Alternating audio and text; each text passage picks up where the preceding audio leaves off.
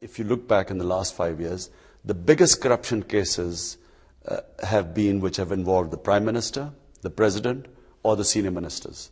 So if you select a clean cabinet, and if the Prime Minister, if you present yourself to accountability to the public, and in our case, we have all the top senior leadership of my party have put their assets, their taxes, assets of their children, all on the website. So we have presented ourselves to accountability. And if you have clean government, if your cabinet is clean and your Prime Minister is clean, 70% of corruption finishes that day. The rest, we just strengthen our systems, strengthen our institutions, have check and balances, have spending through local government rather than centralized, have an independent accountability, independent from the government, have an independent investigation in Pakistan. But the dire state of the Pakistani economy is often cited as big a threat to the country as extremism. How do you plan to collect more taxes and deal with the deficit? Well, first create a tax culture.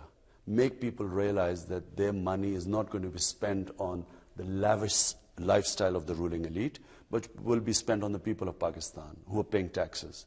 That tax culture has to be created. The ruling elite or the people who are governing must have an austerity drive to give people a feeling that their taxes are not going to be wasted on us. It will be spent on them.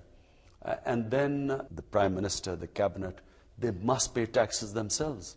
You can't have poor subsidizing the rich, what happens right now. People don't want to pay taxes. The rich must be taxed. Analysts have said that power shortages at factories crimp growth by about 3 to 4% every year in Pakistan. How do you plan to fix that? Most of the power shortages are because of corruption. There's massive pilferage. There's massive theft in gas and in the power supply.